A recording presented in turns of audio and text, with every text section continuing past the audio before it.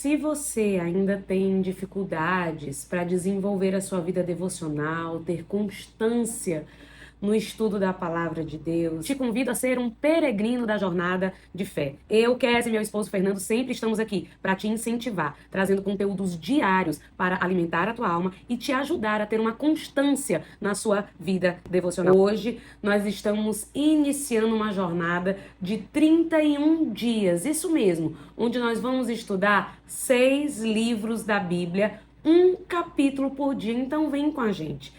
Vamos meditar nas escrituras juntos, vamos orar, vamos alimentar a nossa alma, porque isso é tão essencial quanto alimentar o nosso corpo de pão, de água, pois disso depende a saúde da nossa vida espiritual. E nós vamos iniciar estudando o livro de Esdras, isso mesmo, do Antigo Testamento, capítulo 1.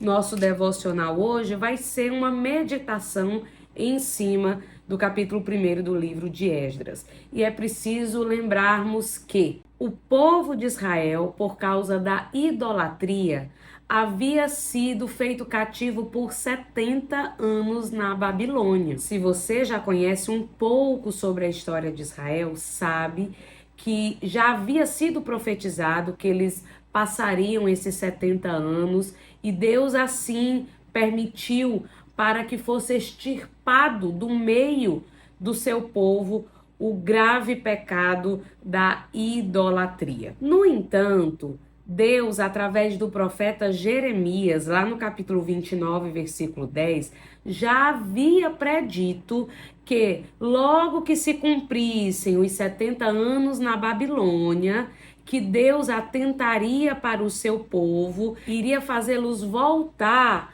à sua terra natal. E é ainda mais impressionante que Deus, através do profeta Isaías, revelou o nome do rei que iria ser o instrumento para fazer o povo voltar à sua terra natal. Isso está lá em Isaías 45, versículo 1. Olha o que diz: assim diz o Senhor ao seu ungido, a Ciro, a quem tomo pela mão direita para abater as nações ante a sua face e para abrir diante deles as portas que não se fecharão. Que Deus tremendo é esse? Que Deus soberano é esse que rege as nações? Isso, pedaço de argila, é para trazer ânimo ao teu coração. O nosso Deus governa a história. Quanto mais da nossa vida, nós é que ficamos aqui nos preocupando por besteira. Porque se um Deus desse é poderoso para governar a história das nações, quanto mais a nossa vida. E diante desse cenário, nós chegamos no livro de Esdras, que narra o quê? O retorno do povo judeu do exílio babilônico e o início da reconstrução do templo edificado por Salomão, que havia sido destruído pelos caldeus. Mostra também a base da reconstrução espiritual da nação de Israel, que era a reconstrução mais importante. Esdras foi um instrumento de Deus para reorganizar a vida religiosa e espiritual de uma nação inteira, resgatando a sua origem, sua história, seus símbolos e a sua própria dignidade como o povo eleito por Deus. Esdras se tornou para o povo judeu do pós-exílio o que Moisés foi para o povo de Israel no deserto e o que Samuel foi para Israel no período de transição. Por isso que esse livro é tão importante.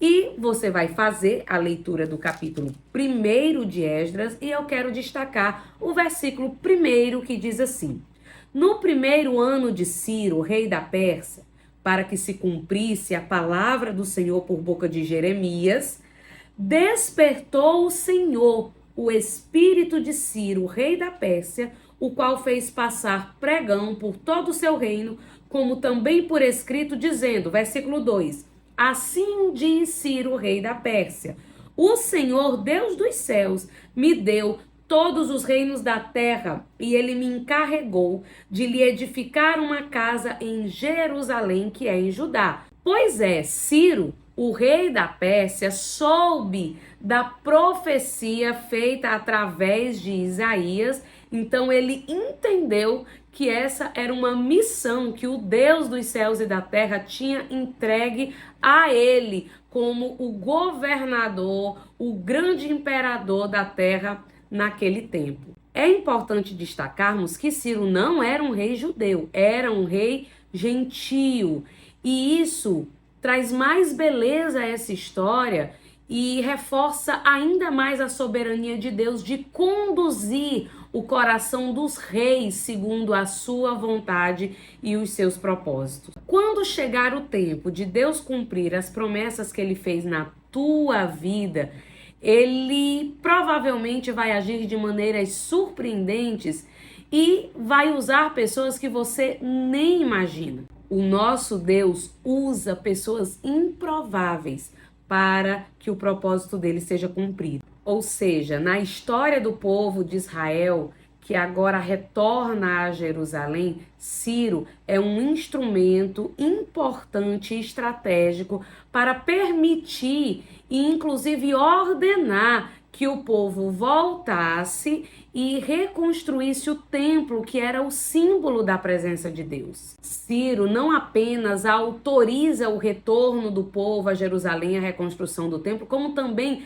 incentiva que eles se voluntariem para essa missão. No versículo 5, nós vemos a reação dos judeus a esse decreto de Ciro, e é dito que aqueles que se posicionaram para seguir a Jerusalém e trabalhar na reconstrução do templo, eles foram despertados pelo Espírito do Senhor, mostrando também que não foi apenas um retorno geográfico, político, mas um despertar espiritual, que era a intenção mesmo de Deus ao permitir que o povo voltasse para a sua terra. Além disso, muitos utensílios sagrados da casa de Deus que tinham sido saqueados pelos babilônios e levados para os templos pagãos, eles foram recolhidos para serem devolvidos à casa do Senhor. Qual é a mensagem de Deus para o nosso coração neste dia, diante da leitura do capítulo 1 de Esdras? Deus é soberano. E quando chega o tempo dele cumprir a sua palavra, ele usa as pessoas mais improváveis para trazer à existência a sua vontade determinada em relação àqueles que o amam, àqueles que nele esperam. Quando chega o tempo, tudo se desenrola, tudo é colocado no seu devido lugar, o que foi saqueado é devolvido, sai o decreto, vem a autorização, a bênção é determinada, então descansa o teu coração. Não interessa há quanto tempo você está no exílio, ou atravessando o deserto, ou passando por uma determinada provação. Não empreste os teus lábios à murmuração, mas creia que o tempo certo de Deus chega na vida daqueles que nele esperam, e quando esse tempo chega, tudo se resolve, tudo se desenrola, porque o nosso Deus é um Deus soberano, que governa, que tem poder inclusive sobre aquele juiz que está com a sua causa, sobre aquele governador, sobre aquele líder. Sim, ele tem o controle de tudo nas mãos. Vamos orar? Obrigada, Senhor, pela tua soberania. Tu és o Deus que rege as nações, tu tens o controle da história e tu tens o controle das nossas vidas. Meu Deus, eu quero te pedir neste momento que este coração que está inseguro, está aflito, Pai, que ele possa descansar na tua fidelidade. Tu és aquele que tem o controle do universo nas mãos. Por isso nós te agradecemos pela providência que nós cremos que já está preparada, determinada a nosso favor no tempo certo. Assim, nós louvamos e bendizemos o teu nome, em nome de Jesus. Amém. Deus abençoe a sua vida.